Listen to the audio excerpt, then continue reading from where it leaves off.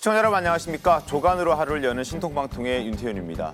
자, 민주당 이재명 지사의 당 대선 후보 확정이 됐습니다. 하지만 무효표 처리 문제로 지금 내홍에 빠졌고 내분에도 빠졌습니다. 이낙연 후보 측이 이의 제기서를 당에 제출하면서 결선 투표를 정식으로 요구하는 상황까지 왔습니다. 영상 보겠습니다. 정세균 후보에게 투표한 23,731표와 김두관 후보에게 투표한 4,411표는 사퇴하지 않은 후보에게 투표한 것이므로 당연히 유효 투표입니다. 당원 당규를 제대로 적용하면 이재명 후보의 득표율은 49.32%이고 과반에 미달한 것입니다. 따라서 당원 당규에 대한 결선 투표가 반드시 진행되어야 합니다. 유효로 확정해서 공표한 그 유효표가 10월 10일 날 갑자기 합산이 안 되고 빠진 거예요. 의도했다면 이건 부정선거고 의도하지 않았다면 실수 착오인데 빨리 바로잡아야 돼요. 자, 이낙연 후보 측이 제기한 무효표 논란의 핵심은 중도 사퇴한 정세균, 김두관 두 후보가 득표를 한 표의 처리 여부인데 당 지도부와 선관위는 모두 무효표 처리, 이낙연 캠프에서는 사퇴 이전에 받은 표는 유효표로 처리해야 한다는 주장입니다. 화면 보면서 설명 더 해드리겠습니다. 자, 무효표 논란 그 28,000여 표 정도 됩니다. 김두관, 정세균 두 후보가 받은 표가 저러한데요. 일단 당 선관위에서는 말씀드린 대로 사퇴한 후보의 득표, 사퇴하기 전 모든 표 다 무효표로 해야 된다는 게 당과 선관위의 입장입니다. 그러나 이낙연 후보 측의 입장은 사퇴한 후보라고 하더라도 사퇴하기 이전에 받은 표는 유효표로 처리를 해야 한다는 게 이낙연 후보 측의 주장입니다. 자, 그렇게 했을 때 이제 당원 당규를 좀 볼까요? 59조 1항과 60조 1항이 조금 충돌하는 부분이 있습니다. 일단 59조 1항부터 보시면 경선 과정에서 후보자가 사퇴한 때에는 해당 후보자에 대한 투표는 무효로 처리한다. 그리고 60조 1항을 보시면 선거관리위원회는 경선 결과 투표에서 공표된 개표 결과를 단순 합산하여 유효 투표수의 과반수를 득표한 후보자를 당선인으로 결정한다. 이 부분입니다. 결국 여기서 사퇴하는 때 저 부분이 이제 사퇴하기 전에 받은 표는 유효표로 할 것인지 아니면 그것까지 해서 다 무효표로 할 것인지 이 부분이 이제 쟁점이 되고 있는 부분인데 일단 결국 이낙연 후보 측에서는 이의 제기서를 제출했기 때문에 사실상 경선 불복했다라고 보시면 될 것 같은데 지난 8월에는 경선 불복하지 않겠다. 내 사전에 경선 불복은 없다라고 얘기를 했던 이낙연 전 대표도 막상 결과를 받아보니까 승복할 수 없다고 판단을 한 것 같습니다. 이낙연 후보의 달라진 입장 이어서 한번 들어보겠습니다. 최근에 당 안팎에서 경선 불복에 관한 좀 논란이 있는데요. 어떤? 저는 저의 승리를 위해서 뛰고 있습니다. 제 사전에는 불복은 없습니다. 한 번도 생각해 본 적이 없습니다. 저의 정리된 마음은 정리되는 대로 여러분께 말씀드리겠습니다. 여러분 늘 차분한 마음으로 책임 있는 마음으로 기다려 주시기 바랍니다. 오늘은 여기서 여러분과 일단 헤어지겠습니다. 여러분 끝까지 함께 하겠습니다. 자, 신사로 불렸던 이낙연 후보가 이렇게까지 하는 이유는 아무래도 정말 뭐 느껴지는 게 있겠죠. 글쎄요. 그러니까 이게 무슨 얘기냐면 사실은 이낙연 후보 측 주장이 원래 그 공직선거법 같은 데에 기반을 두고 있는 걸 해석을 해보자면 네. 저 주장이 맞는 거예요. 이낙연 후보의 주장이 맞다. 주장이 맞는 거예요. 그렇게 왜냐하면 그 사퇴하기 전까지는 유효한 거잖아요. 그렇죠. 그렇긴 했는데 지금까지 정당의 당원 당규상 운영 그 패턴을 보면 네. 또 지금 현재 당 지도부에서 했던 대로 운영이 되어 왔어요. 그리고 이번에도 정세균 후보가 사퇴했을 때 네. 그때도 물론 이낙연 후보 측에서 그 문제 제기를 했지만 네. 또 그냥 무효표 처리를 했거든요. 그러니까 그때 만약에 강력하게 그 문제를 제기했다면 지금 이런 일이 벌어지지 않죠. 근데 그때야 어떻게 상황이 이렇게 될 줄 알았겠습니까? 그렇죠. 그러다 보니까 그때 그냥 넘어갔거든요. 그렇기 때문에 지금 관행처럼 굳어진 것이라서 네. 이게 참 해결하기가 굉장히 어렵다. 이렇게 생각을 합니다. 그렇죠. 관행대로 했기 때문에 지금 당이나 또 선관위에서는 이걸 번복할 의지가 좀 없어 보이기도 하고, 근데 이낙연 후보 측에서는 이걸 계속 좀 시간을 끌고 갈 것 같은데, 그러면은 민주당에서는 굉장히 안 좋은 상황으로 갈 수 있잖아요. 그렇죠. 네, 근데 아마도 일단은 이재기를 했으니까 거기에 대한 어떤 처분은 필요할 것 같아요. 그래서 네. 아마 내일 열리는 최고위에서 다시 한번 입장이 정리되지 않을까 싶은데, 네. 근데 계속 이 논의를 이어가기는 좀 어려워 보입니다. 말씀해 주신 대로 사실은 2002년도 노무현 대통령 후보를 뽑을 때 경선 때도 그랬고, 네. 2007년도 정동영 후보를 뽑을 때도 그러했어요. 그러니까 법률적으로도 공직선거법에 기반해서는 방금 최병문 위원께서 말씀하신 게 맞지만, 사실 법률로 보더라도 당내 질서를 최대한 존중하는 것으로 이전 판결들이 나왔기 때문에 네. 당내 질서로 봤을 때는 지금 이 부분을 번복해서 다른 결론을 내리기는 좀 어려워 보입니다. 일단 계속 조금 이낙연 후보 측에서는 좀 네. 시간을 갖고 계속 논의를 이어갈 것 같은데, 당 입장 보겠습니다. 민주당 송영길 대표는 일단 후보는 이재명이다 이렇게 선언했고, 그리고 그 당 사무실에도 아예 이재명 후보의 얼굴을 딱 붙여놨죠. 그래서 이제 완전 공식 선언을 했는데, 여기에 대해서 이낙연 후보 측에서는 이제 얘기를 한 것인데, 그 이의 제기를 받아들이기 어렵다라는 입장을 밝혔습니다. 자, 송영길 대표의 발언 들어보겠습니다. 지난 8월에 이낙연 후보님을 당대표로 선출하던 전당대회 때 전 당원 투표에 의해서 통과된 특별 당규에 근거해서 대통령 선거가 진행됐다는 말씀을 드리겠습니다. 이낙연 후보 측이 이야기하는 의제기에 대표님은 동의하시지 않는다라고 저도 받아들이고 있는 건가요? 저희 민주당은 공식적으로 이재명 후보를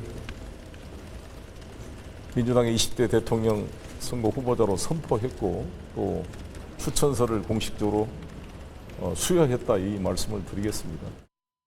방송인 김어준 씨도 지금 당헌 당규가 정해진 건 이낙연 전 대표를 선출하던 전당대회 때였다면서, 결과가 나오고 난 뒤에 문제 제기하는 것은 안 된다라는 이야기를 했습니다. 이어서 듣겠습니다. 이 당규가 정해진 건 지난해 8월 전당대회 때입니다. 만약 이 당규에 문제가 있었다면 그때 문제 제기가 있었어야 하는 거죠. 아니면 적어도 경선이 출발하기 전에 문제 제기가 있었어야 하는 거죠. 경선이 출발했다는 건 이미 후보가 룰에 동의했다는 의미고, 이미 동의했던 룰에 경선이 출발한 이후에 문제 제기를 했다는 점, 거기서 이미 이 논란의 정치적 결론은 난 것이다.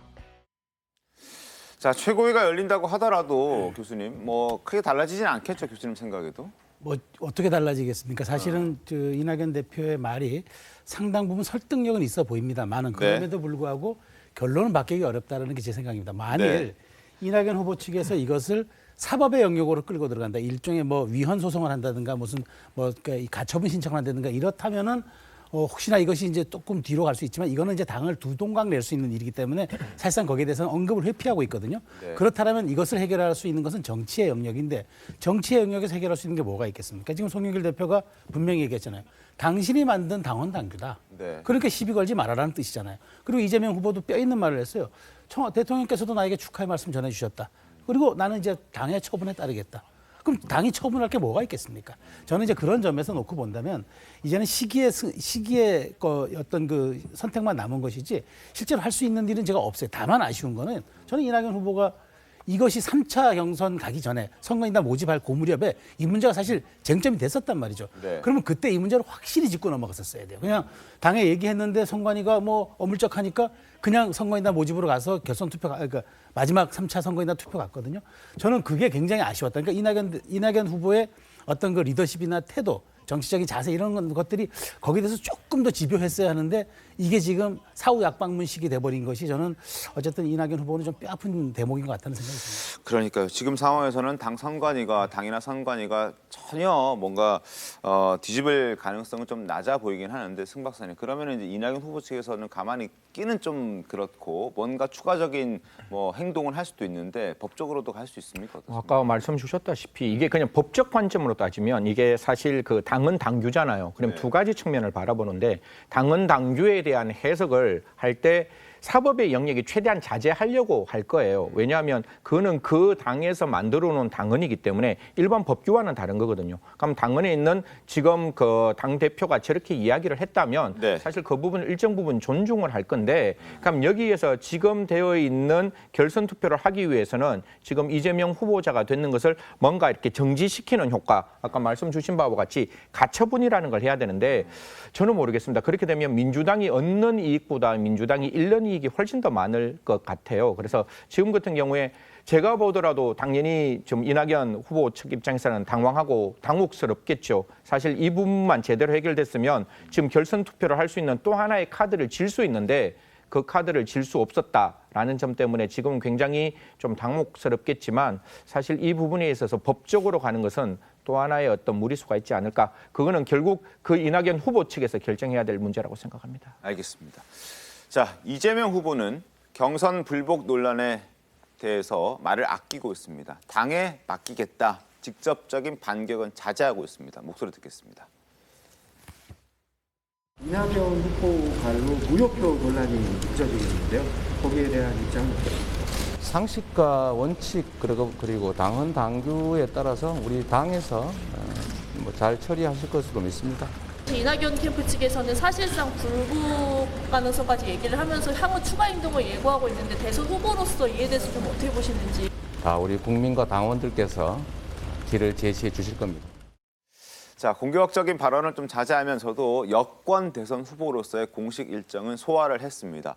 자신이 여권 대선 후보임을 국민에게 이제 확인시켜주는 첫 일정을 소화했는데 어제는 이재명 후보가 대전 현충원을 방문했습니다. 그 모습 보겠습니다. 그것은 대한민국의 정말 중요한 과제라고 할 수 있는 형평성과 공정성 측면에서 이 충청 지역에 또 위치하고 있기 때문에 현충원, 서울 현충원도 중요한데 대전 현충원으로 일부러 좀 선택한 면이 있다는 거 이해해 주십시오.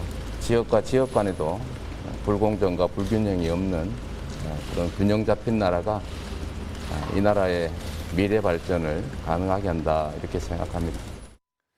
자, 이재명 후보 본인은 공격적인 발언은 자제하고 있습니다만 이재명 캠프에서는 이낙연 후보가 이 결과를 승복해야 한다라고 강하게 압박하고 있습니다. 들어보겠습니다. 이의 제기하실 수 있지만 당으로서도 어떤 다른 해석의 여지는 없지 않을까 이렇게 보고 있습니다. 절차에 위배됐다든지 또는 뭐 이런 것들이 없었기 때문에 저는 지금의 이 결과에 대해서 이낙연 후보 측이 좀 승복을 해주시는 게 필요하지 않을까 그렇게 생각합니다.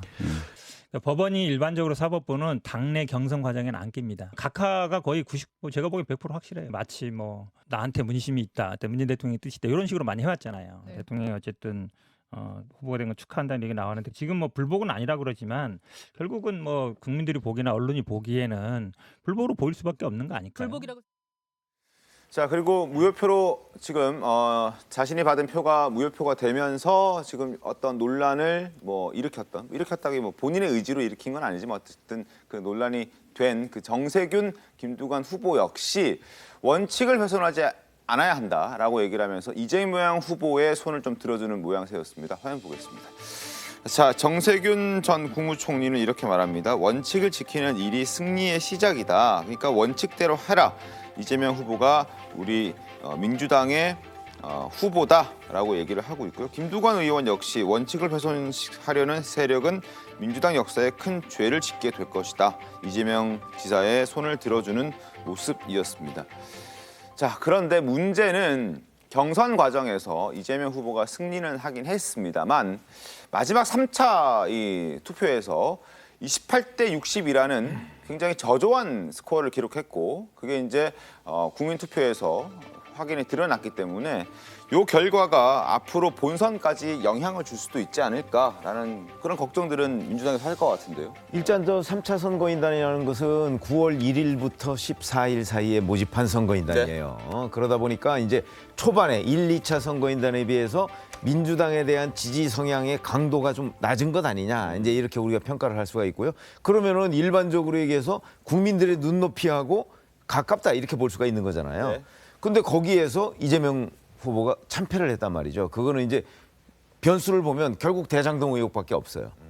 그러면 대장동 의혹에 대한 심판 아니냐? 본인은 뭐 부인하지만 그런 일반적으로 이제 그렇게 분석을 할 수가 있고요. 그러면은 지금 뭐 검찰 수사가 진행 중입니다만은 그 결과와 무관하게 이미 상당수의 국민들이 이 대장동은 어떠어떠한 일이다. 특히 이재명 지사와 관련돼 있다. 이런 부분에 대한 지금 판단을 하고 있는 것이 아니냐. 우리가 이렇게 짐작을 할 수가 있고요. 그렇게 본다면 앞으로 이제 수사의 진전 정도에 따라서 조금은 달라지겠지만 지금 이 시점에 그 굉장히 이재명 지사가 이제 부담을 안고 지금 민주당 대권 후보가 된 것 아니냐. 이렇게 지금 판단할 수가 있거든요. 그것 때문에 앞으로 두고 뭐 이 지금 뭐 불복 논란 뭐 이거 못지않게 이거보다 훨씬 더 심각하게 저 문제가 부담이 될 수 있다 이렇게 생각합니다. 그렇죠. 수사가 진행되면 뭐 혹시라도 이재명 지사와 이렇게 연관되는 게 나온다면 바로 타격을 또 받을 수 있기 때문에 더 예의주시하지 않을까 싶은데 이낙연 측 서른 의원은 이런 얘기를 했습니다. 한번 들어보겠습니다. 일주일만 더 있었어도 결과는 바뀌었을 거다라는 생각까지 하세요? 충분히 바뀌죠. 뭐 만인이 다 아는 대로 이재명 후보는 여러 가지 흠결 사항이 있습니다. 그다음에 이 대장동이라는 결정적인 문제가 또 있습니다. 그러면은 이 상황에서 다툼이 있다 생각하더라도 정무적 판단을 해야 될 게 당 지도부입니다. 혹시라도 결과가 뒤집어지면? 그건 할 수 없죠. 그건 국민의 뜻이기 때문에 그거는 겸손하게 받아야죠. 권중 대변인 어떻게 좀 들으셨습니까? 그러니까 저는 이제 뭐 몇 가지 이야기가 있는 것 같은데 그중에 이제 마지막 투표 결과가 좀 이례적이긴 했지 않습니까? 그렇죠. 그 전에 이제 경선 결과에 비해서는 근데 이것을 어떻게 해석해야 될지가 민주당 내에서도 분분한 것 같습니다. 우선은 좀 충격적이긴 했습니다. 그러니까 좀 사실은 전남을 거친 다음부터는 그 결과를 보면서는 그때 당시에도 대장동 의혹이 충분히 이야기되고 있었을 때였습니다. 그러니까 8월 말 정도부터 대장동 의혹이 보도되기 시작해서 추석 전후에서 그 보도가 엄청 많았음에도 불구하고 사실은 50%를 넘게 이재명 지사가 지지를 획득해왔기 때문에 일정 정도 그 사건에 대해서 예를 들면 반대하는 사람, 그 사건으로 부정적으로 보는 사람도 있지만 그래도 그것을 딛고 가야 된다라고 보는 사람도 있구나 이렇게 해석해 왔는데 근데 마지막 날 투표에서 서울의 투표 같은 경우는 50%를 역시 넘었지만 3차 선거인단의 경우 그렇지 않았던 거예요. 그래서 그리고 그 결과의 폭도 너무 크게 다르고 그래서 아직 그것이 무엇인지 아직 해석해내지 못하고 있는 상황 같습니다. 최소한 저는 그렇습니다. 혹시 해석하신 분 계십니까? 저는 제가 뭐 나름 해석을 해봤는데 사실은 저게 3차 선거인단 투표를 모집했던 시기가 이제 마지막 그때 이제 그 이낙연 후보가 의원직을 사퇴한 시기에 직후였단 말이에요. 그러니까 저는 그 모집하는 과정에서 이낙연 후보가 상당 부분 이낙연 후보의 지지층들이 결집할 수는 있어요. 그런데 그거는 그렇게만 설명할 수 없는 것들이 있습니다. 왜냐하면 이게 권리당원이라는 순회 투표는 오직 당심에 의한 거지만 그렇게 설령 모집했다 하더라도 그것만 가지고는 이걸 다 채울 수가 없는 구조란 말이에요. 그럼 그렇다면은 어떻게 이게 반영됐느냐? 저는 분명히 오늘 제가 말씀드릴 수 있는 건 지난주에 했던 경향신문에서 창간 여론조사를 했는데 이재명 후보의 대장동 후보 게이트가 책임이다가 51%였어요. 그다음에 32%가 이게 국민의힘 게이트라고 얘기를 한 거예요. 그러니까 그때부터 이미 수도권 민심 특히나 이제 그 부동산 문제에 굉장히 관련한 민심들이 약간의 흐름들을 타기 시작했던 거예요. 여기에 기름을 부은 게 측근이라고 논란이 있었던 유동규 씨의 구속이란 말이죠. 10월 3일이었죠. 그렇죠. 이게 딱 맞물린 거예요. 그렇다면 이것은 그쪽으로 해석해. 여기서는 일부에서는 민주당에서 그런 얘기를 하더라고요. 일부 역선택도 있었을 것이다. 이거는 역선택은 우리가 평론에나 존재하는 거지 현실적으로 이걸 조직적으로 하기엔 굉장히 어려운 부분이 있거든요. 그렇기 때문에 이 부분에 대해서는 그러니까 저는 이재명 후보가 이제 후보가 되었지만 이제 앞으로 남은 과제가 저는 정치적 허들, 법적 허들, 그다음에 지지율 허들이라는 이 세 가지 굉장한 난제를 넘어야 되는 신호를 주었다. 이거는 명백한 저는 사실인 관계인 것 같아요. 알겠습니다. 저도 이제 최소영 박사님 이야기하신 대로 그런 요소가 있었던 것 같아요. 근데 이제 제가 좀 의아한 것은 토일, 요일 날 투표 결과를 발표한 인원이 60만 명이거든요. 그리고 이게 당원이라 하더라도 그 사람이 30만 명의 투표 결과를 발표했는데 그것은 지지율이 50%가 넘고 전국 투표에 대해서는 또 완전히 다른 결과가 나왔는데, 그러니까 제가 이야기 드리고 싶은 거, 당원이라 하더라도 30만 명 정도가 어떤 사람을 지지한다고 하는 거 민심의 이야기가 이미 반영돼 있다라고 저는 생각합니다. 그래서 그 두 개가 다른 게 아직 명쾌하게 설명되지는 않는다 이렇게 좀. 네. 아니 그러니까 워낙 숫자가 많기 때문에 네. 누군가가 그걸 조작하거나 손을 대서 영향을 미쳤다고 하기에는 무리가 있는 거예요. 어렵죠. 무리가 있는 거예요. 그러니까 기본적으로는 민심의 반영이다. 이렇게 보는 것이 보다 정확하다 이렇게 봅니다. 알겠습니다. 자, 그리고 대장동과 관련해서 또 하나 이재명 지사가 다음 주에 또 넘어야 할 허들이 하나 있습니다. 이제 국감이 있는데 경기도 국감이 다음 주 월요일 18일과 또 수요일 20일에 있는데 당초 예정돼 있는 이 국감 일정에 이재명 후보는 참석할 예정이었습니다. 지금도 이 입장이 바뀐지는 아직 모르겠습니다만 어제 송영길 대표가 이재명 후보에게 이런 얘기를 했습니다. 이제 지사직을 정리하고 여권의 대선 후보로서의 역할을 좀 해달라. 결국 지사직 사퇴하고 국감에 나가지 말아라. 이렇게 우회적으로 해석할 수도 있는 요소였거든요. 그래서 이제 진짜로 사퇴할 것인지 국감에 나올 것인지 안 나올 것인지도 좀 궁금한데 이 부분 어떻게 전망하십니까? 초창기에는 사실은 그 뭐 지사직과 대선 후보직을 중에 뭐가 더 중요하냐 그러면 지사직이 더 중요하다 이렇게까지 얘기를 한 상황이었잖아요. 네, 그렇죠. 그리고 최근까지만 해도 그 이제 18일이죠. 그 경기도 국감이 그 18일 그 전에 사퇴하는 일은 없을 것이다 이렇게 캠프에서 얘기를 해왔는데 조금 달라진 것 같아요. 지금 분위기가 얘기를 안 하고 있잖아요. 뭐 이렇게 얘기를 했거든요. 얘기를 안 하고 있는 것으로 심사숙고 얘기가 나오고 이런 것을 보면 저는 이제 18일 또는 18일과 20일에 이제 경기도 국감이 있는데 그 시점 전에 사퇴하는 것 아니겠는가. 그러니까 송영길 대표의 권유를 받아들이는 형식으로 이제 사퇴할 가능성. 그럴 수 있겠죠. 그게 더 저는 높다고 개인적으로 보고 있습니다. 그렇죠. 이제 국감에 나가서 의원들과 질의하는 과정에서 혹시라도 말실수가 나갈 수도 있고. 뭐 그럴 수도 있고 이제 여러 가지 그동안의 객관적인 상황들이 있잖아요. 사실관계들이. 네. 그런 것들이 사실은 처음에 경기도지사직을 계속 유지하겠다고 할 때하고 좀 많이 달라졌거든요. 그런 부분에서 좀 말이 꼬일 수도 있고 사실관계가 달라질 수도 있고 또 누군가 그 시점에 또 다른 폭로가 나올 수도 있고 그럴 수 뭐 이런 있죠. 위험 부담들이 있죠. 검찰 수사에서 또 다른 게 밝혀지면 또 그렇게 얘기 나올 수 있고. 저는 제가 더 위험하다 판단하는 거는 만일 나가게 되면은 위증죄 걸릴 수 있어요. 그러니까 이제 피감 기관장으로 선서를 하고 앉게 되잖아요. 그럼 거기에서 한 말이 어쩌면 본선 후보가 됐지만 발목을 잡을 수가 있어요. 위증죄라는 건 국회에서 엄격하게 적용되는 법안이거든요. 근데 거기에서 사실관계라고 답변을 했는데 그것이 거짓말이었다 나중에 밝혀지면 그건 위증죄에 대해서 꼼짝없이 당해야 되거든요. 그래서 아마 본인이 이 송영길 대표가 이른바 불감청 고소원의 전략. 그러니까 이재명 지사가 내가 청할 수는 없는데 여기서 해주니까 나는 받아들이는 형식으로 이번 주에 아마 거취를 정리할 가능성이 저도 매우 높다 이렇게 봅니다. 알겠습니다. 네. 그 사실 이제 국감 관련한 것도 있지만 사실 캠프 입장에선 그런 것도 있습니다. 그러니까 그 전에는 경선 후보의 지위가 있어가지고 선거운동을 그래도 할 수 있었어요. 도지사이면서도 선거운동을 할 수 있었는데 지금 경선이 끝나고 나니까 본선 후보 등록을 하기 전까지는 아예 선거운동 자체가 불가능합니다.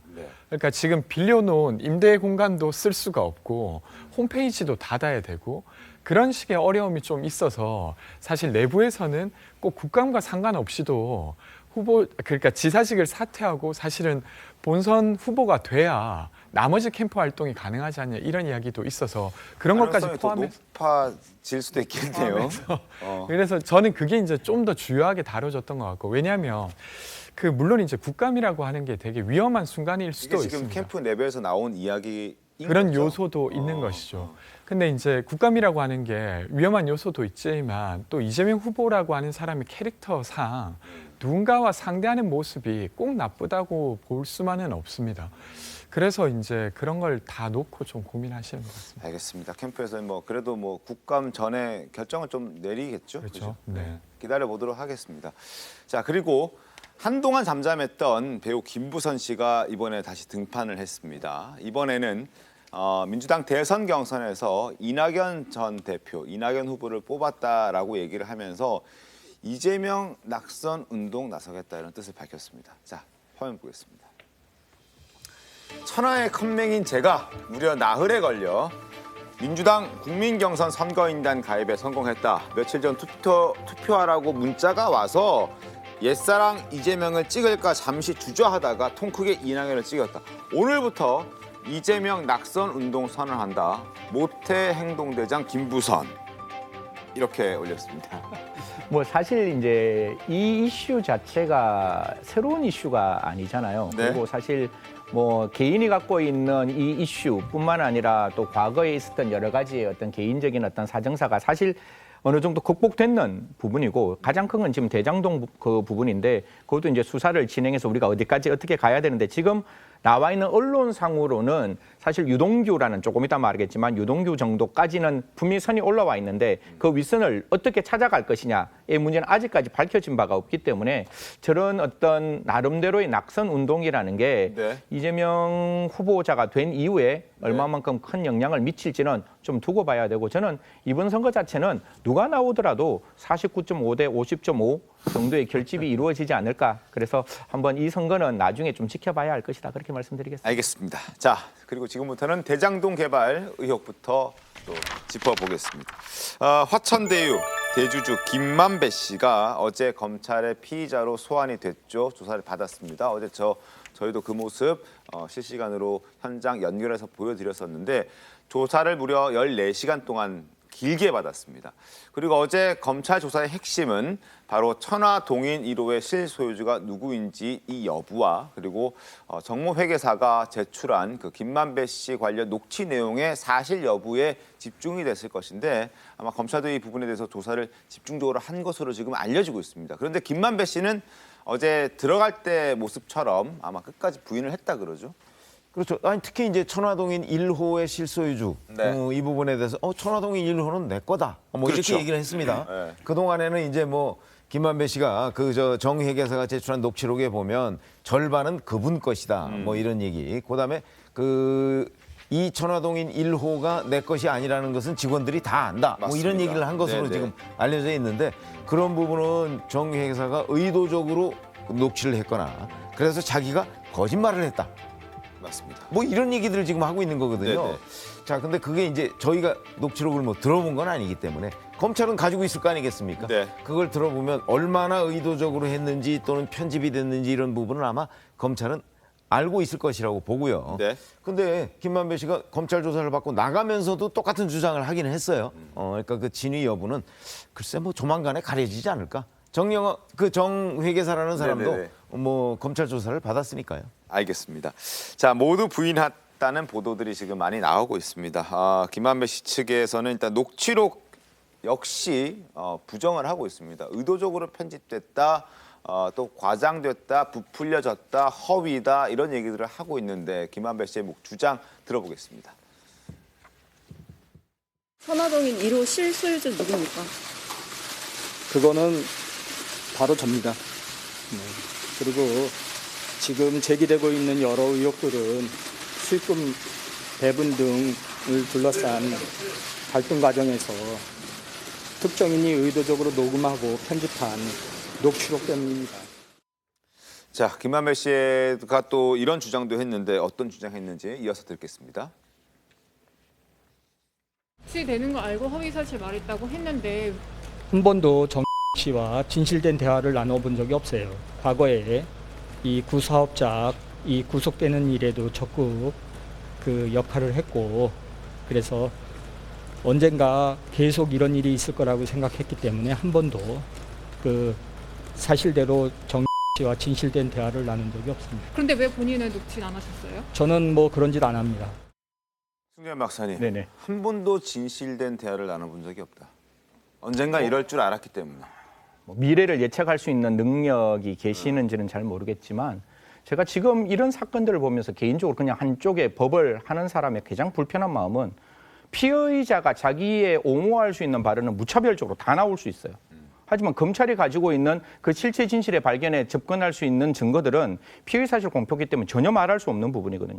지금 김만배 씨의 입장에서는 저렇게 말하는 게 당연하겠죠. 자기 범행을 자기가 인정할 수는 없는 일인데 만약에 정말 단 한 번도 진실된 이야기를 하지 아니한 사람과 이 대장동 전체 플랜을 짤 수 있느냐 이 말인 거예요. 사실 이게 천화동인 1, 2, 3호는 사실상 김만배 의 어떤 친인척과 자기가 가지고 있는 부분이고 뒤에 이제 남모 변호사, 그다음에 정회계사가 이제 뒤에 있는 부분을 가지고 전체 계획을 짰는데 이 전체 계획이 한 1조 정도 되는 지금 4,040억 뒤에 분양 이후에 기타 이익 약 1조가 되는 그런 어떤 계획을 하면서 단 한 번도 진실된 마음으로 이야기를 안 한 사람과 그걸 할 수 있냐 이 말인 거예요. 그러니까 지금 김만배 씨가 나오는 저 주장은 당연히 피의자 측 주장으로 저는 이해는 되지만 사실 피의 사실 공표가 안 되는 입장에서 검찰은 의도되고 편집된 그 녹취본을 가지고 있는 게 아니라 정회계사로부터 다 달라 그랬을 거예요. 그리고 분명히 확인했었기 때문에 저런 부분이 법정에 갔을 때 범죄를 부인하는 그런 증거인멸의 우려 분명히 그 부분을 고려해서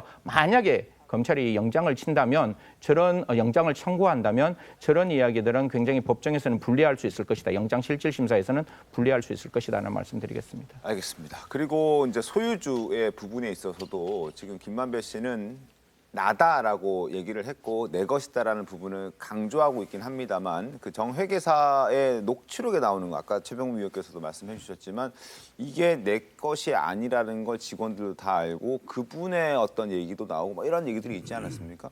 근데 이제 본인이라고 얘기하는 건 뭐 어떤 게 꼬리 자르게 하려는 겁니까? 어떤 겁니까? 그러니까 저는 이제 그분에 대해서 그분이라고 표현했다는 그런 보도가 나왔잖아요. 자기보다 좀 윗사람이라는 걸 유동규 씨는 사실은 나이가 어려요. 어리죠. 김만배 씨보다. 그래서 저는 이제 저런 것들에 대한 부분들에 대해서 이번에 출석하면서 상당 부분 좀 준비해 왔다는 느낌을 받았습니다. 저분이 더군다나 김만배 씨가 법조기자 출신이잖아요. 그러면 포토라인에 섰을 때 법조 출입하는 기자들이 어떤 질문을 할지 아마 예상 답변을 하고 나왔던 걸로 저는 봐요. 그래서 첫 질문에 얘기하니까 이거는 갈등 관계다.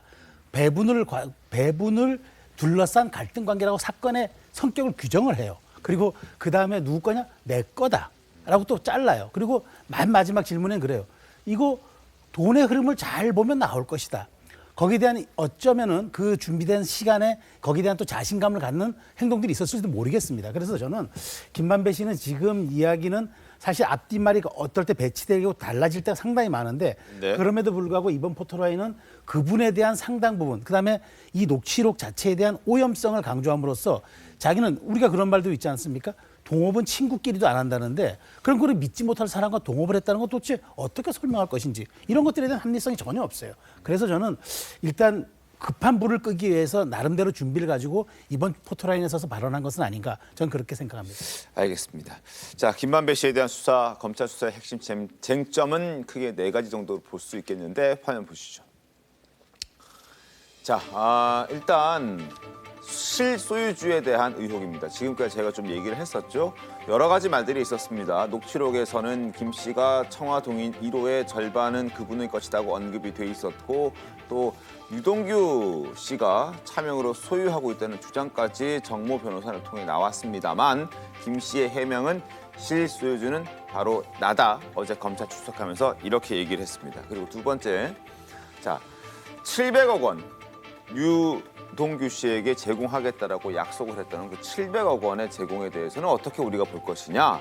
자, 검찰의 수사 상황은 김 씨가 유 전 사장 직무대리에게 개발이익 25% 결국 700억 원을 주기로 하고 사업자 선정 때 특혜를 받았다. 그리고 올해 1월에 김 씨가 유동규 씨에게 뇌물 5억 원을 전달했다라고 얘기를 검찰은 수사를 그렇게 상황을 보고 있습니다. 하지만 김만배 씨는 그 5억 원 뇌물이 아니었다라고 일단은 뇌물 부분에서는 부정했습니다.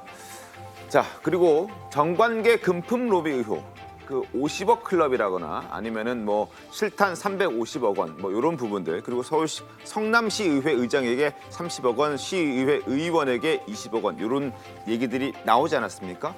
그 부분에 대해서도 허위다라고 얘기를 합니다. 녹취록에 근거한 로비 의혹 대부분은 사실과 다른 허위다라고 입장문을 밝혔습니다. 이런 부분들이 지금 있는데요.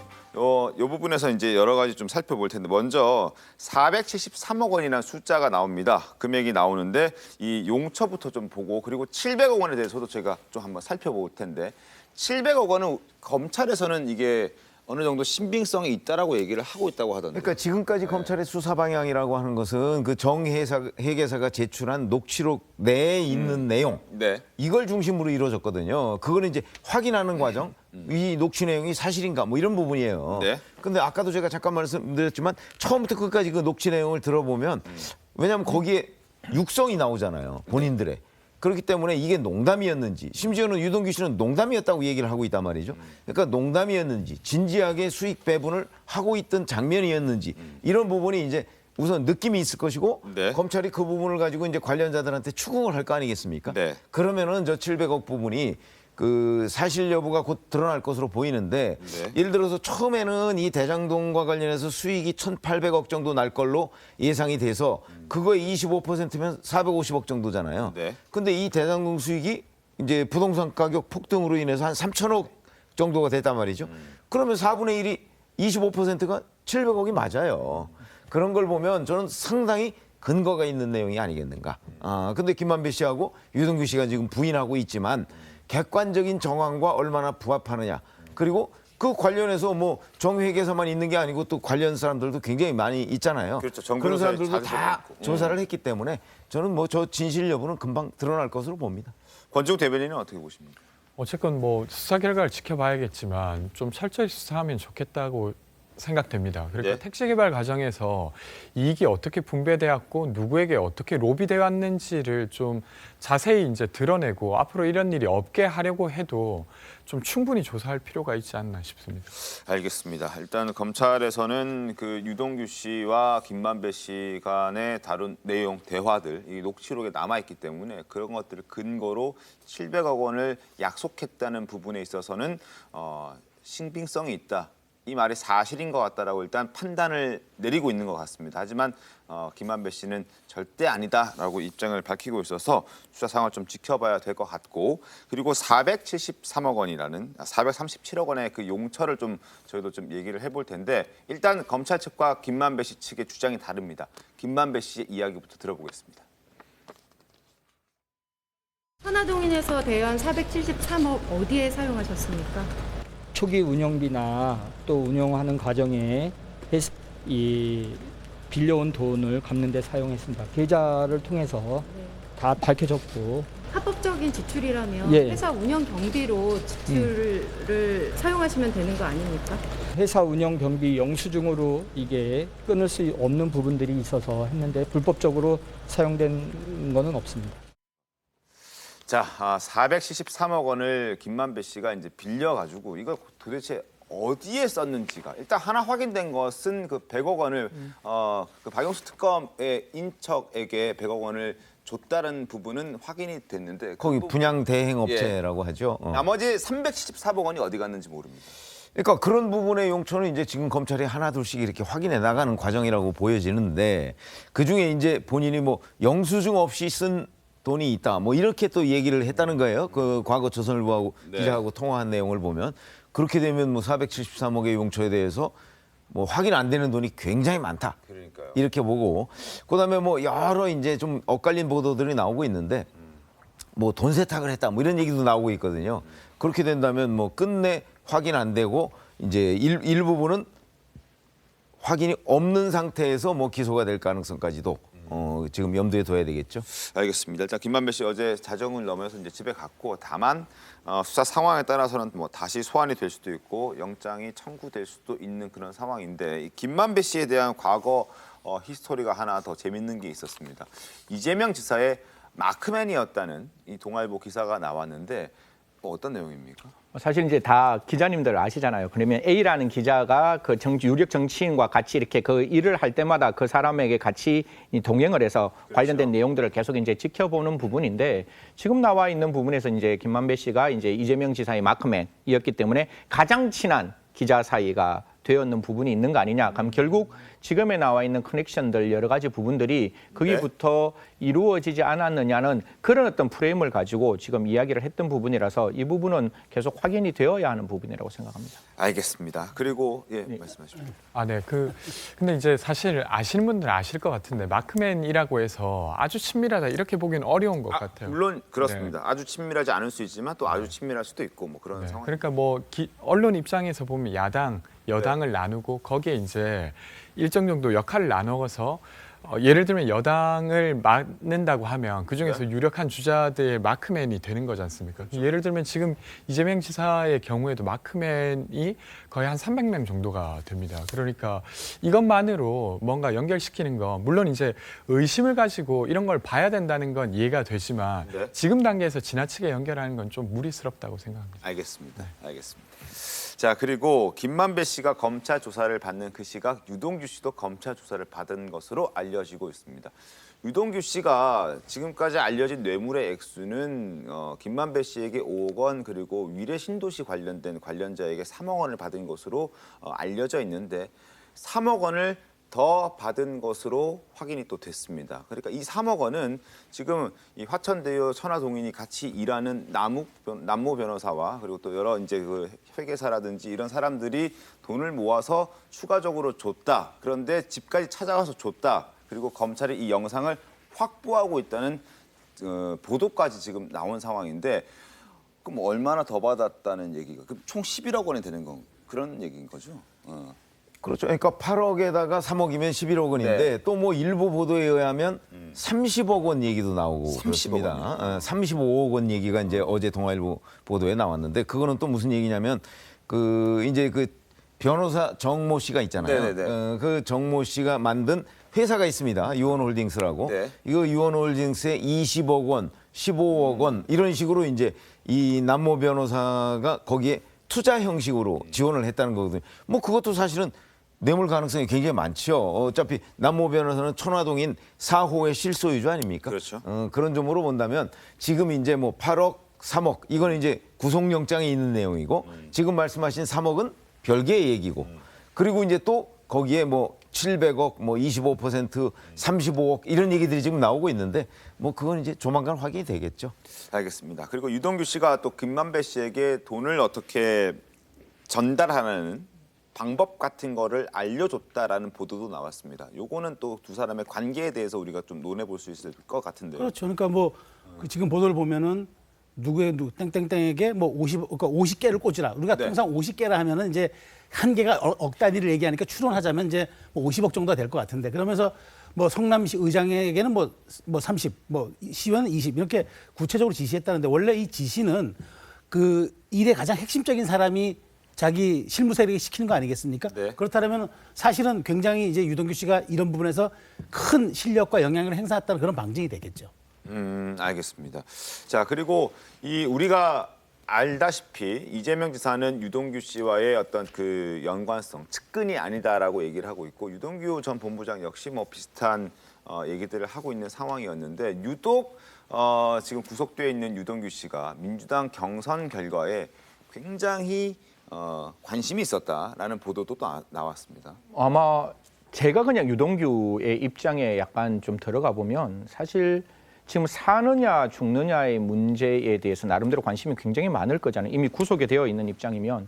그러면 그냥 이것도 하나의 추측이지만 유동규 측의 입장에서는 아무래도 지금 있는 이재명 후보가 1등으로 후보자로 당선이 되고 그리고 그 이후에 대통령이 된다면 보다 좀 쉬운 방법이지 않겠느냐라는 생각은 할 거예요. 이게 또 반대로 가서 이게 국힘에서 어떤 권력을 잡고 국힘에서 만약에 이걸 들여다본다면 분명히 조금 더 강하게 들여다볼 수 있는 부분들이 있어서 아마 그 부분에 대해서 좀 살펴봤다라고 생각하는데 저는 한 가지만 좀 이 수사에 대해서 말씀드리고 싶은 거는 우리가 돈의 흐름을 자꾸 찾아보잖아요. 그런데 내 지갑이면 돈의 흐름이 많지 않아요. 쉽게 말을 해서 이게 화천대유에서 만드는 천화동인 1호, 2호, 3호가 사실상 유동규 씨 지갑이면 돈이 나가는 건 아주 일정 부분만 나가고 그거는 그냥 안에 잠겨있는 모습이기 때문에 이게 차명인지 차명이 아닌지가 첫 번째 조사가 돼야 되는 부분이고 차명이라는 게 밝혀졌다면 지금 나오는 일들이 좀 저희들이 설득이 되는 거죠. 유동규 씨가 그다음에 김만배 씨에게 이야기해서 돈을 보내라. 이거는 내 통장에서 돈이 나가는 거니까 나가는 이름이 차명으로 되어 있으니까 나가는 부분을 이야기하는 거라서 저는 검찰에서 가장 중요하게 수사를 들여다봐야 되는 거는 차명이냐 차명이 아니냐 이 지갑의 주인이 누구냐라는 걸 좀 찾아가는 게 필요하다라는 말씀드리겠습니다. 알겠습니다. 수사 상황 좀 지켜보겠습니다. 자, 오늘의 사람 순서로 넘어갑니다. 자, 오늘의 사람 순서 첫 번째 인물 만나보겠습니다. 쇼트트랙 선수 심석희 선수입니다. 자, 유창욱 캐스터님. 심석희 선수가 2018년 평창 동계올림픽 당시에 코치와 주고받은 문자 내용이 유출이 됐는데 함께 국가대표로 뛰던 선수를 향해서 욕했다라는 얘기가 있습니다. 그렇죠. 그것도 그 단지 순간적으로 화가 나서 던진 욕설 이런 수준이 아닌 것으로 보인다는 거예요. 그 내용들을 들여다보면 뭐 최민정 선수와 김아랑 선수의 실명을 거론하면서 연기하는 것을 보니까 토가 나온다. 또 최민정 선수 미친 줄 알았다, 소름 돋았다라는 내용도 있고요. 심지어는 실격이 이어야 된다, 금메달 땄다는 게 정말 창피할 정도다라고 이야기를 하는데 사실 이 심석희 선수는 아시다시피 2012년 시즌부터 거의 10년 가까이 국가대표 생활을 했었고 당시 18년도에는 여자 쇼트트랙 대표팀의 주장이었단 말이죠. 이런 선수가 같이 국가대표로 활약을 하고 있는 선수들에 대해서 이런 욕설을 냈다는 것이 충격적으로 다가오는 겁니다. 그렇습니다. 물론 뭐 심석희 선수도 공개석상에서는 동료들을 비하하지는 않았습니다. 공개석상에서는 어떻게 얘기했는지 들어보겠습니다. 동생들한테 잘 알려주려고 했었는데 이제 동생들도 많이 따라와주고 다 같이 정말 노력을 했기 때문에 또 한 번의 금메달이 나올 수 있었던 것 같습니다. 정말 많은 분들이 응원 와주셨는데요. 그런 정말 큰 응원 주셨기 때문에 저희가 그 힘을 잘 받아서 더 힘입어서 좋은 경기를 할 수 있었다고 생각합니다. 자, 동료 비하, 욕설 문자와 함께 또 심석희 선수는 코치와 함께 이 고의 충돌을 모의했다는 의심도 지금 받고 있습니다. 코치가 심석희 선수에게 브래드 버리를 만들자라고 했다고 하는데 또 심석희 선수는 그렇게 하자 이렇게 반응을 반복적으로 했다는 겁니다. 그런데 승 박사님, 브래드 버리라는 게 도대체 무엇이고 또 이게 고의 충돌과 무슨 상관이 있습니까? 이게 저희 빙상 입장에서는 굉장히 좀 아쉬웠던 부분이에요. 그래서 이제 안톤 오노라는 그 선수와 그다음에 이제 그 우리 대표 선수 지금 이제 우리나라에 안 있기 때문에 이름은 안 밝히겠는데 안 동글동글 선수와 같이 이렇게 가는데 부딪혔어요. 빵 부딪히니까 이 두 사람 1, 2등이 다 넘어지니까 뒤에 있는 사람이 어부지리로 1등을 했는 게 이제 버리라는 브래드 버리라는 선수고 지금 이제 나오고 있는 이제 모습인데 지금 이제 나오고 있는 모습은 우리나라 선수 둘이가 똑같이 저렇게 부딪혔는 거예요. 부딪혀서 넘어져서 다른 선수들이 이제 앞에 가게 되는데 여기서 제가 좀 한 가지 예의주시해서 볼 거는 심석희 선수가 페널티를 먹어요. 어떻게 페널티를 먹는가 하면 우리나라 선수에게 손을 대었다라고 해서 페널티가 나와요.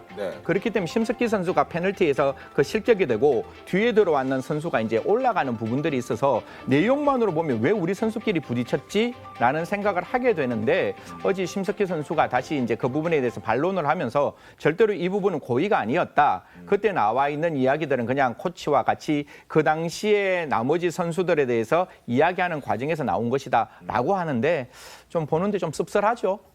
근데 브래드 버리를 만들자라고 했으면 누군가 금메달을 만들어 줘야 되는 거잖아요. 그렇죠. 그 충돌 사건이었던 건데 그러니까 남을 뭐 충돌할 수 있게 조정할 수는 없잖아요. 그러니까 본인이 충돌을 하는 당사자로 되어야 될 텐데 그러니까 이건 아무래도 고의적인 충돌 사건을 만든 것이 아니냐 이렇게 이야기가 되고 있는 것이고 지금 다시 한번 이 사건이 좀 불거지면서 영상을 보니까 지금 많은 분들이 보시기에 정말 고의적으로 손동작을 뭐 이용한 것이 아니냐 이렇게 보는 시선도 많아졌다는 거죠. 자, 그래서 이런 관련돼서 이거 고의 충돌의 가능성이 상당히 높다라고 보는 시선들이 높아지고 있는 겁니다. 심석희 선수 지금 계속 국가대표 하고 있습니까? 그러면 그렇죠. 아니 일단 팀에서 배제가 됐습니다. 그 이유는 뭐냐면 뭐 사석에서 뭐 그 문자나 이런 걸로 좀 누구 욕설은 할 수가 있지만 문제는 지금 고의 충돌 부분이에요. 이런 부분은 명확하게 규명이 되기 전에는 사실 그 다른 동료 선수들과 같이 대회에 나간다는 게 어렵죠. 서로 신뢰하기 힘들어지는 그렇죠. 그렇기 때문에 일단 배제를 하고 조사를 하고 있는 상황이라고 합니다.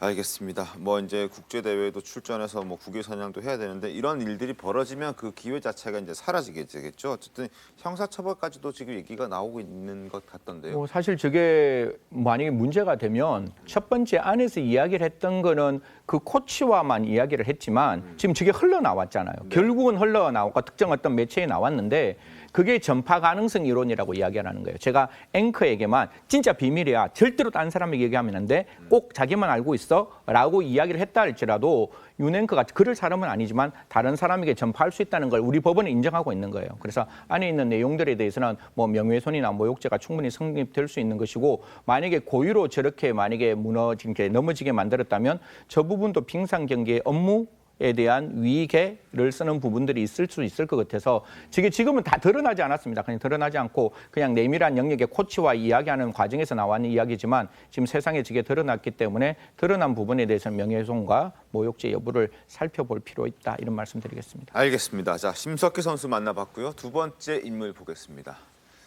자, 두 번째 인물도 스포츠 스타입니다. 배구 선수 이다영 씨. 학교 폭력 탓에 국내 배구 리그에서 방출됐고 가정 폭력 탓에 이혼 소송 중인 이다영 선수인데 쌍둥이 언니인 이재영 선수에게도 입에 담지 못할 수준의 막말을 했다는 소식이 추가적으로 전해졌습니다. 유창 교수님. 예. 어떤 수준의 막말이었습니까? 일단 그 이다영 씨의 남편이 공개한 것으로 추정이 되는 그런 메시지인데요. 그 내용들을 하나씩 좀 보시면 뭐 굉장합니다. 뭐 너 같은 건 나가 죽어야 된다. 지금 순화해서 말씀을 드리는 겁니다. 네. 거기다가 이게 나가 놀라고 해서 이렇게 된 거잖아. 아무래도 뭐 남편과의 관계가 틀어진 것을 말하는 것 같은데요. 이런 내용도 있었고 뭐 그러니까 그 모양이지. 어휴 모자란 X. 야 성격이나 고쳐. 이런 내용들이 있는데 사실 전할 수 있는 말들이 별로 없어요. 진짜 네. 그만큼 험한 말들이 많이 오갔기 때문에 과연 이런 말들을 이런 비속어까지 섞어가면서 욕설을 섞어가면서 친언니에게 할 수 있는 것인가. 인성 문제 그런 여러 가지 논란들이 다시 한번 또 불거지는 단초가 되고 있습니다. 알겠습니다. 국가대표는 물론이고 프로에서도 한 팀에 몸담았던 이 쌍둥이 자매였는데 과거 인터뷰를 찾아봤더니 일단 이 사건의 가해자격인 이다영 씨는 서로 잘 지낸다라고 얘기를 하고요. 또 피해자격인 이재영 씨는 성격이 달라서 자주 싸울 수밖에 없었다라고 했던 적이 있더군요. 찾아봤습니다. 또 들려드리겠습니다. 평소 이렇게 같이 있을 때는 어떻게 지내세요? 그냥 잘 지내는 것 같은데요. 특별히 싸우거나 이런 조금 자매다 보니까 좀 잘 싸워요. 성격도 다르고 하다 보니까 싸울 수밖에 없는 것 같아요. 가족이라서 편한 건 있다 보니까 서로 조금 감정이 격해졌을 때 조금 그럴 때 많이 싸우는 것 같아요. 같이 좀 의지가 되나요? 아무래도 같이 하다 보니까 좀 의지가 많이 되는 것 같아요. 자, 그리고 이다영 선수의 남편이 이다영 선수가 가정폭력만 행사한 게 아니라 외도했다는 사실까지 공개했습니다. 남편 A씨는 이다영 선수의 외도 증거로 이다영 선수와 외도한 사실을 인정하는 남성의 메시지를 공개했습니다. 남편의 목소리 들어보시고 외도를 인정하는 남성의 메시지까지 보여드리겠습니다. 올라가다 보니까 흔히 말하는 약간 연예인병 같은 게 좀 생겨서 난 너 아니어도 돼. 너 아니어도 돼. 난 누구 만날 거야. 그래. 되게 엄청 좋게. 자기 나이가 너무 아깝다 지금. 나는 더 놀아야 되고 남자도 뭐 더 만나봐야 되고 그러니까 누가 봐도 각각을.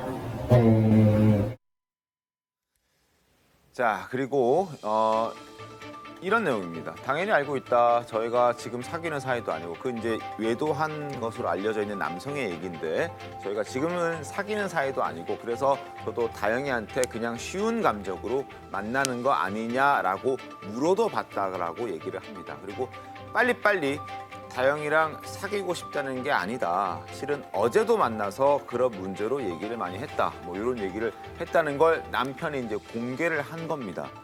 자, 이창호 캐스터님. 예. 참 사건이 많네요. 이다영 씨를 둘러싼 사건. 그러니까요. 지금 보면은 지금 학교폭력 관련해서 논란이 터지고 나서 그 사그라들기는커녕 지금 계속 나오는 게 지금 이혼 소송과 관련된 이야기. 여기에다가 뭐 방금 전에도 전해드렸지만 친언니에게 전했던 이런 욕설 같은 이야기들 여러 가지 이야기들이 계속 화두가 되면서 이 논란이 커지고 있습니다. 일단 지금 이 이다영 자매가 그리스 구단과 계약을 맺어서 출국할 것으로 전해지는데 과연 이런 그 여론의 향배가 어떻게 될지 지금 논란이 커지고 있기 때문에 더 악화가 된다면 그리스 쪽에서도 분명 언론에서 이런 보도들이 나오게 될 것이고 계약과 관련돼서 좀 흔들림이 있지 않을까 이런 생각이 듭니다. 알겠습니다. 자, 다시 정치권 소식으로 넘어가겠습니다. 국민의힘 소식인데요. 민주당이 경선 후폭풍을 겪는 사이에 국민의힘 대선 후보들은 일제히 호남으로 갔습니다. 본경선에 돌입하자마자 호남 구에 나섰는데 국립 5.18 민주묘지를 참배했습니다. 영상 보겠습니다.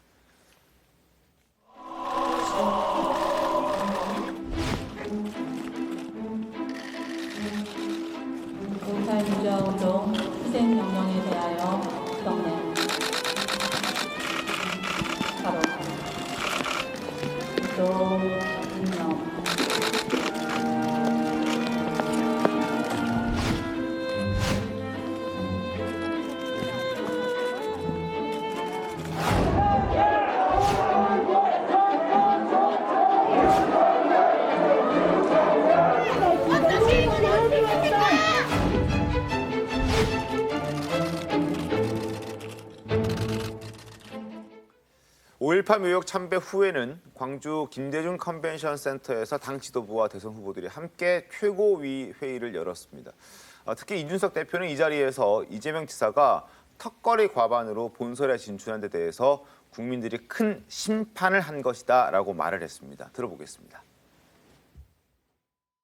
대장동 관련해서 노벨과 다이너마이트, 한전 직원 같은 아무 말 대잔치로 일관하고 돼지 눈에는 돼지만 보인다는 듯 거울 속에 본인을 바라보고 하는 이야기만 하다 보니 민심이 차갑게 돌아서고 있는 것이다. 3차 경선에서 일반 국민들께서 큰 심판을 하신 것이라 생각합니다.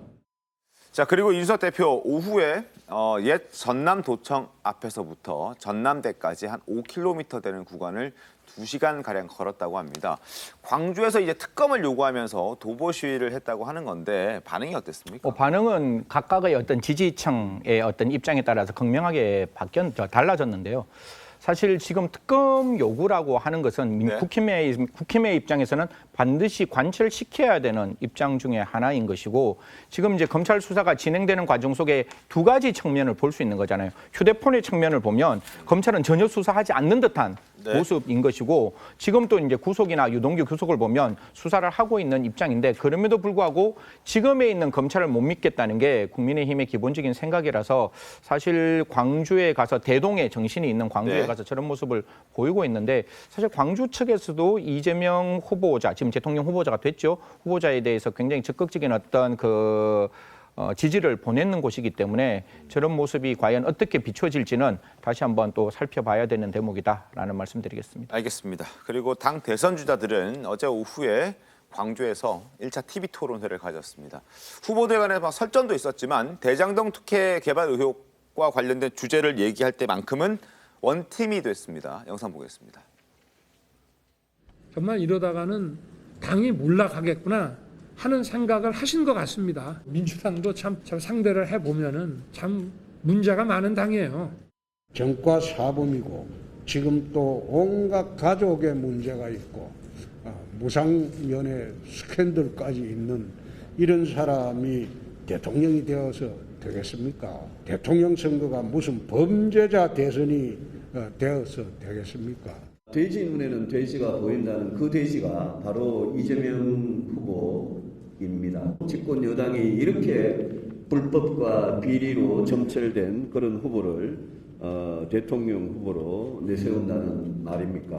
한 달만 먼저 대장동 비리가 터지거나 경선 결선 투표가 한 달만 뒤에 있다면 민주당 후보는 이재명 후보가 아니라 다른 후보였을 것이라고 저는 믿습니다. 대변인님, 자, 진보 민주당의 심장인 호남에 가서 지금 여권의 후보가 된 이재명 지사를 저렇게 비판을 했습니다. 어떻게 보셨습니까?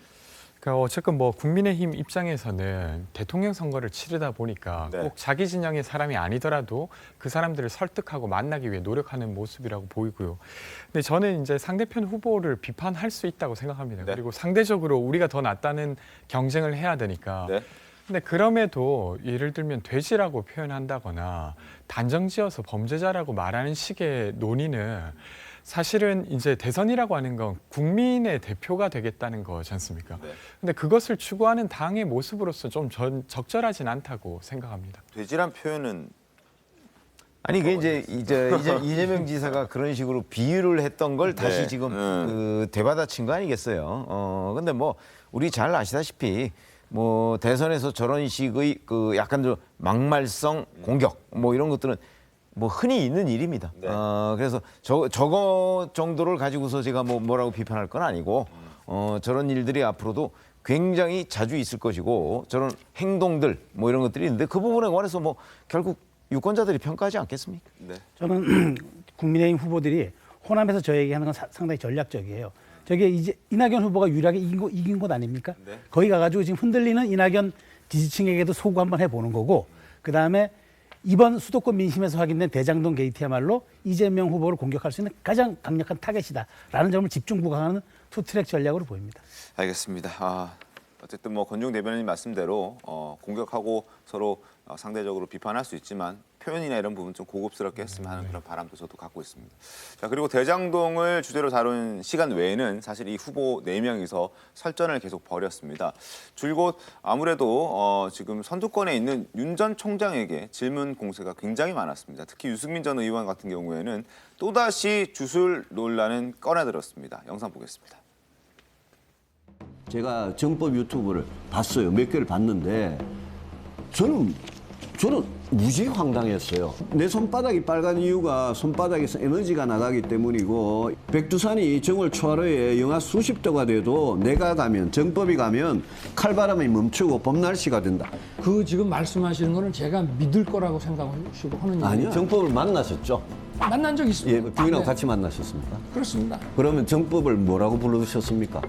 이 사람은 자기 스스로 자칭이 성공 스승님이에요. 그냥 저희 뭐라고 부릅니까? 그냥 선생이라고 하시죠. 검찰총장을 그만두실 때도 이 사람이 조언을 했습니까? 아닙니다.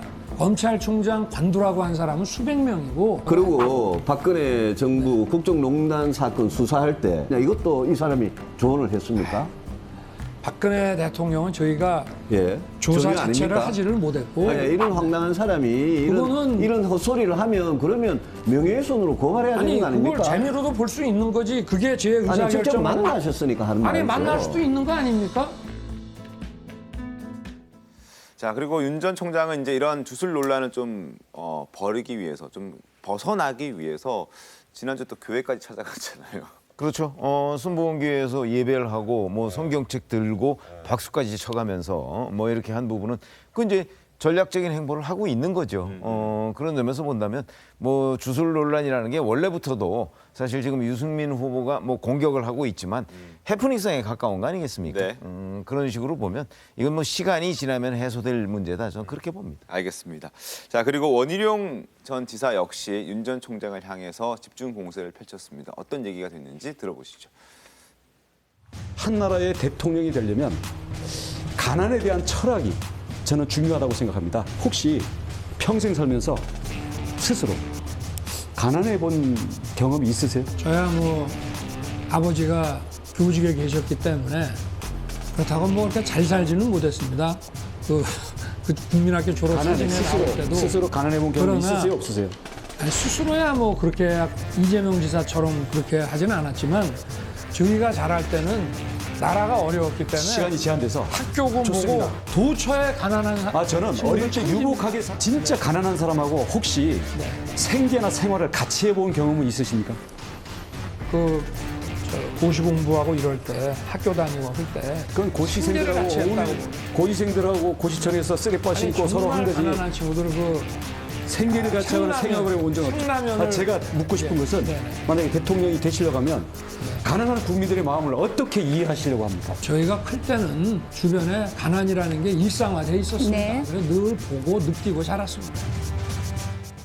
자, 얼마 전 이재명 캠프에서 공개한 사진을 놓고 지금 두 사람이 설전을 벌였는데 어떻게 좀 보셨습니까? 글쎄요, 뭐 가난이라는 걸 꼭 체험해봐야 아는 건 아니지 않습니까? 그건 각각 정서적 이해도도 있는 거고 본인이 갖고 있는 성찰과 철학에 대한 태도도 있는 건데 저렇게 원지사가 오른과 몰아세우는 것은 또 과연 얼마나 궁금해 공감을 얻을까? 저는 또 그런 생각을 해봤습니다. 알겠습니다. 자, 오늘 여기까지 듣고요. 잠시 뒤에 돌아오겠습니다. 네, 오늘 준비한 신통방송 여기까지입니다. 내일 더 신통하게 돌아오겠습니다. 고맙습니다.